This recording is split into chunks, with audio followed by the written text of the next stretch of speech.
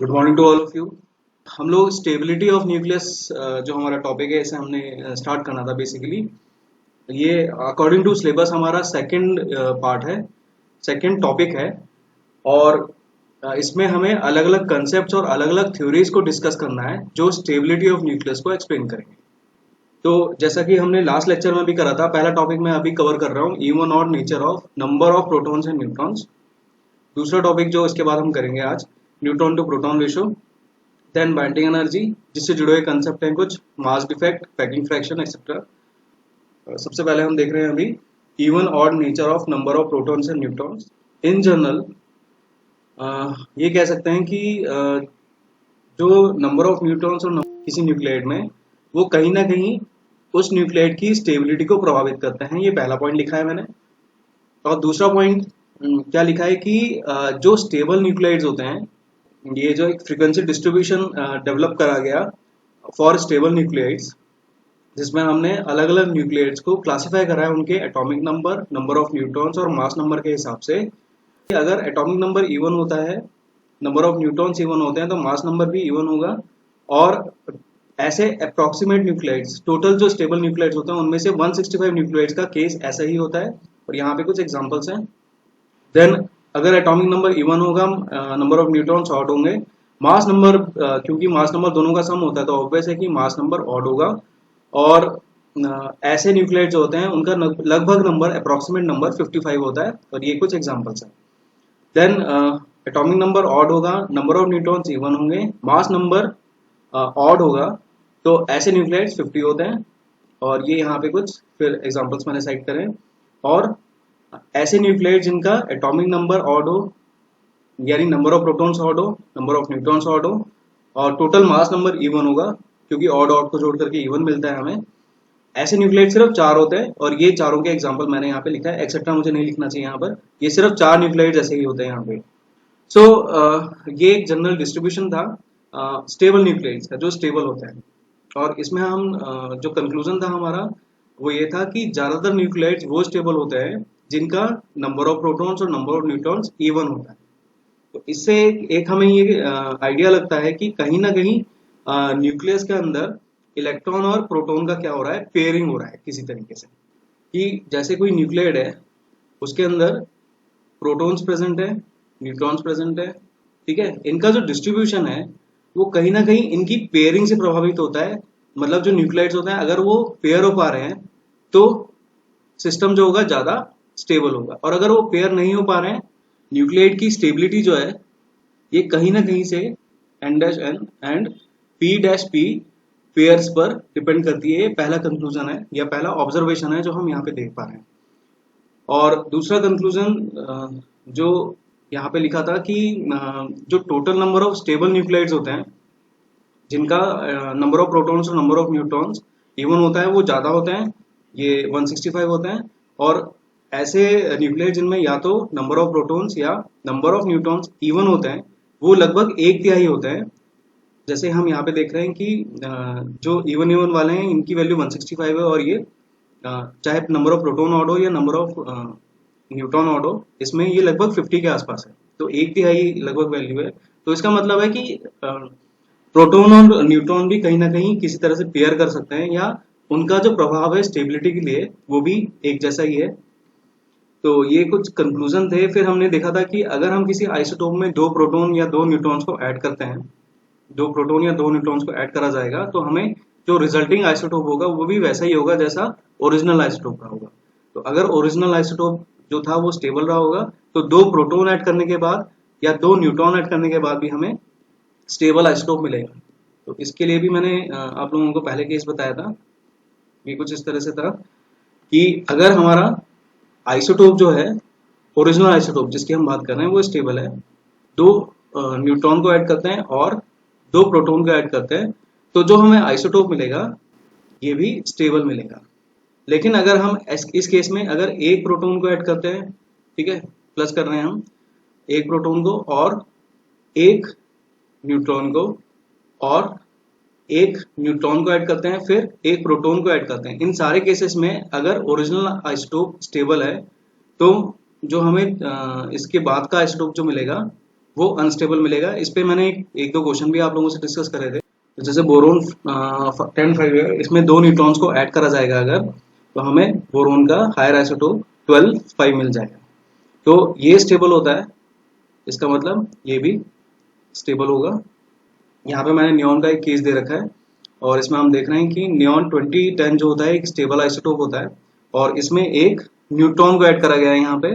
तो न्यूट्रॉन को ऐड करके इसका जो मास नंबर है 21 हो जाएगा और उसके बाद फिर एक न्यूट्रॉन को ऐड करा गया है। तो एक न्यूट्रॉन को और ऐड करके यहाँ पर हमें जो नया जो आइसोटोप मिलेगा इसका, ये स्टेबल होगा। क्यों? क्योंकि हमने 2 न्यूट्रॉन्स को ओवरऑल ऐड करा है यहाँ पे। जबकि सिमिलर केस में अगर हम एक न्यूट्रॉन को ऐड करते हैं और एक प्रोटॉन को ऐड करते हैं तो जो हमें सोडियम का आइसोटोप मिलता है ये रेडियो एक्टिव होता है।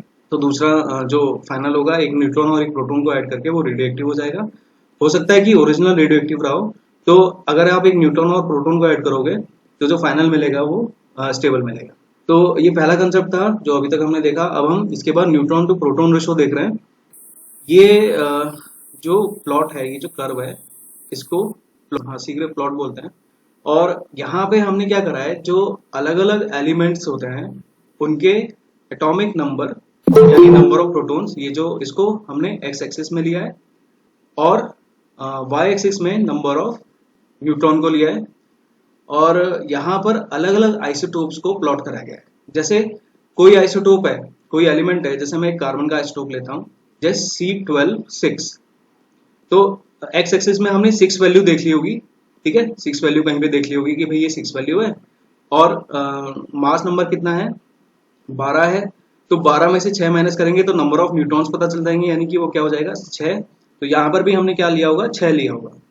और यहाँ पर हमने जहाँ पे भी ये दोनों पॉइंट टकराएंगे वो पॉइंट यहाँ पर हम एक ले लेंगे उस आइसोटोप के लिए। जैसे C12 6 के लिए ऐसे लेंगे, तो C13 6 के लिए कैसे लेंगे, C13 6 के लिए n की वैल्यू हो जाएगी 7 और P की वैल्यू क्या हो जाएगी 6। तो जो C13 6 आइसोटोप होगा उसके लिए हम 7 वैल्यू के हिसाब से यहाँ पर प्लॉट पॉइंट ले लेंगे।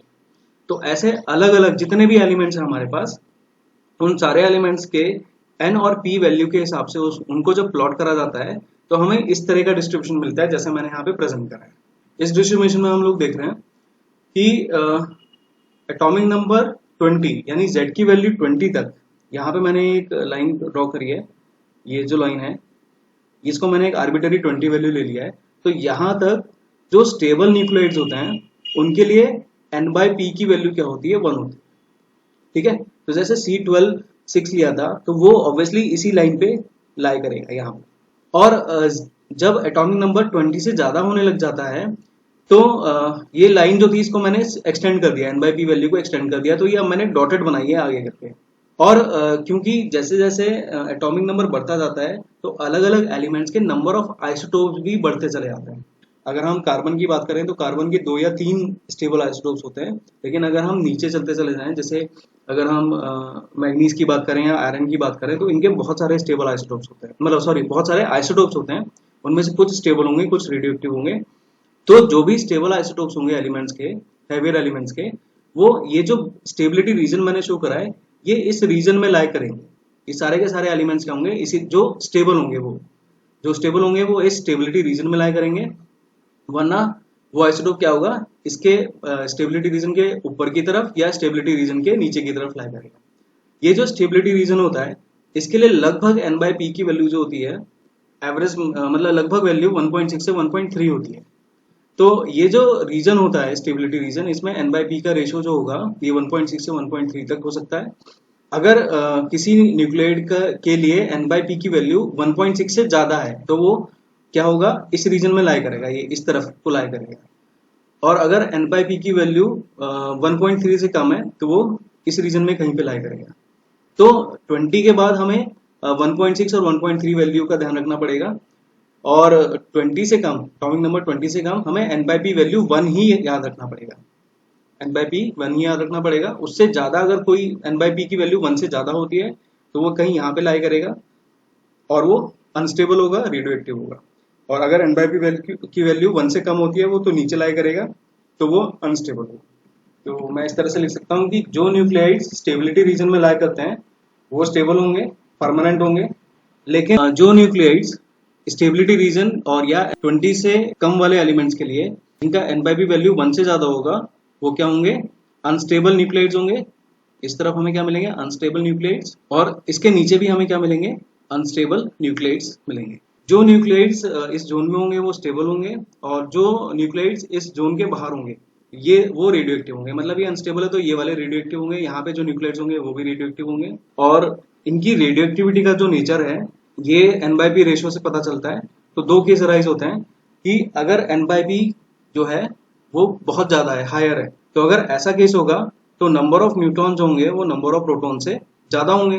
ठीक है, इसको मैं इस तरह से बताता हूँ कि जब N/P वैल्यू जो है ये लार्ज है, ज्यादा है, तो हमें नॉर्मल मैथमेटिक्स से ये फ्रैक्शन ज्यादा है, इसका मतलब इसका जो न्यूमरेटर है ये बिगर वैल्यू होगी, इसकी वैल्यू क्या होगी, बिगर होगी, ज्यादा होगी। और इस केस में जो ये न्यूमरेटर होगा n, इसकी वैल्यू ज्यादा होगी। और अगर इसको हमें कम करना है, स्टेबिलिटी रीजन में लेकर आना है, मतलब N/P वैल्यू यहाँ पर ज्यादा होगी इस वाले केस में, तो N/P को कम करना पड़ेगा, तभी वो जो न्यूक्लियाइड होगा इस स्टेबिलिटी रीजन में आ जाएगा। और N/P को कम करने के लिए हमें क्या करना पड़ेगा, n को कम करना पड़ेगा, न्यूमरेटर को कम करना पड़ेगा, और डिनोमिनेटर यानी p को बढ़ाना पड़ेगा। जो न्यूक्लियाइड होता है वो क्या करता है, एनिलेशन में जाता है, न्यूट्रॉन का एनिलेशन होता है जो हमने पहले डिस्कस करा था।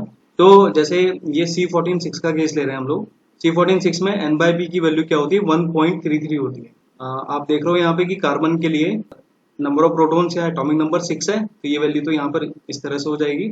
और नंबर ऑफ न्यूट्रॉन कैसे निकालेंगे, A में से Z को माइनस करते हैं, यानी 14 में से 6 को माइनस करेंगे तो यहाँ पे आ जाएगा 8, और 8 को 6 से डिवाइड करेंगे N/P निकालने के लिए, तो ये आ जाएगा 1.33। और यहाँ पर क्या हो रहा है, एक न्यूट्रॉन जो है एक प्रोटॉन में कन्वर्ट हो जा रहा है। तो आप देख रहे हो कार्बन का एटॉमिक नंबर 6 है, कन्वर्जन के बाद जो रिएक्शन हो रही है उसमें नाइट्रोजन बन रहा है जिसका एटॉमिक नंबर 7 होता है, तो नंबर ऑफ प्रोटॉन्स बढ़ गए। ऑब्वियस है कि जब 14 में से आप 7 माइनस करोगे तो नंबर ऑफ न्यूट्रॉन्स अब क्या आ जाएगा, 14 माइनस 7 क्या हो जाएगा, 7 हो जाएगा। तो अब नंबर ऑफ न्यूट्रॉन्स क्या हो जाएंगे, 7 हो जाएंगे, P भी क्या हो जाएगा, 7 हो जाएगा, 7/7 1 आ जाएगा। तो आप देख रहे हैं कि N/P रेशो कम हो गया जब एक न्यूट्रॉन प्रोटॉन में कन्वर्ट हो गया है। और साथ ही साथ यहाँ पे क्या हुआ है, बीटा पार्टिकल का एमिशन यानी इलेक्ट्रॉन का एमिशन होता है। बेसिकली यहाँ पे क्या हो जाएगा, बीटा एमिशन होगा जब N/P रेशो क्या होगा, ज्यादा होगा। ये हमारा कंक्लूजन है। और उसके बाद अगर N/P रेशो लो होगा तो ऑब्वियसली अगर N/P रेशो लो है तो हमें क्या करना पड़ेगा, n की वैल्यू को बढ़ाना पड़ेगा, p की वैल्यू को कम करना पड़ेगा। तो अभी हम लोग इलेक्ट्रॉन कैप्चर या k कैप्चर देख रहे हैं। इसमें होता क्या है कि हमें क्या करना है, नंबर ऑफ प्रोटॉन्स को कम करना है, नंबर ऑफ न्यूट्रॉन्स को बढ़ाना है। तो ये कैसे होता है कि एक इलेक्ट्रॉन जो होगा k शेल में, पहली शेल में, ये प्रोटॉन क्या करेगा, इस इलेक्ट्रॉन को कैप्चर कर लेगा, पकड़ लेगा और अपने साथ न्यूक्लियस में ले आएगा, और प्रोटॉन प्लस इलेक्ट्रॉन कंबाइन करके न्यूट्रॉन बना लेंगे। तो ओवरऑल क्या होगा, इस न्यूक्लियस में नंबर ऑफ न्यूट्रॉन्स बढ़ जाएंगे और प्रोटॉन का नंबर कम हो जाएगा। अब क्वेश्चन ये आता है कि ये जो इलेक्ट्रॉन है k शेल में, अगर ये यहाँ से चला जाएगा तो यहाँ तो वैकेंसी हो जाएगी, यहाँ तो खाली हो जाएगा। तो क्या ये सिस्टम स्टेबल रहेगा, ये सिस्टम स्टेबल नहीं रहेगा। और स्टेबिलिटी के लिए होगा क्या कि इससे बाहर वाली जो शेल होगी, एल शेल, वहां से एक इलेक्ट्रॉन जम करके इसकी जगह पे आ जाएगा, हायर एल से अंदर की तरफ जो k शेल होगी उसमें आ जाएगा। और अब एल में वैकेंसी आ जाएगी, तो एल में वैकेंसी को कैसे न्यूट्रलाइज करा जाएगा कि जो उससे ऊपर वाली शेल एम शेल होगी वहां से एक इलेक्ट्रॉन जम करके इलेक्ट्रॉन नीचे आ जाएगा। तो यहाँ पर क्या होता है, बेसिकली इलेक्ट्रॉन कैस्केडिंग करेंगे। कैस्केडिंग मतलब ये ऊपर से नीचे जम मारेंगे सारे के सारे। जो के शेल के ऊपर वाला इलेक्ट्रॉन है वो के शेल में आएगा, एल शेल से ऊपर वाला जो इलेक्ट्रॉन है, एम शेल में जो इलेक्ट्रॉन है वो एल में आएगा, और इस तरह से इलेक्ट्रॉन क्या करेंगे, कैस्केड करते हुए नीचे की तरफ शिफ्ट हो जाएंगे, और पूरा का पूरा जो न्यूक्लियस होगा और एटम होगा ये बिल्कुल नया हो जाएगा। हम देख रहे हैं यहाँ पे कि नंबर ऑफ प्रोटॉन्स भी कम हो जाएंगे और नंबर ऑफ इलेक्ट्रॉन्स भी कम हो जाएंगे। तो ये बिल्कुल ही नया एलिमेंट बन जाएगा यहाँ पर। दिस इज नोन एज के कैप्चर और इलेक्ट्रॉन कैप्चर।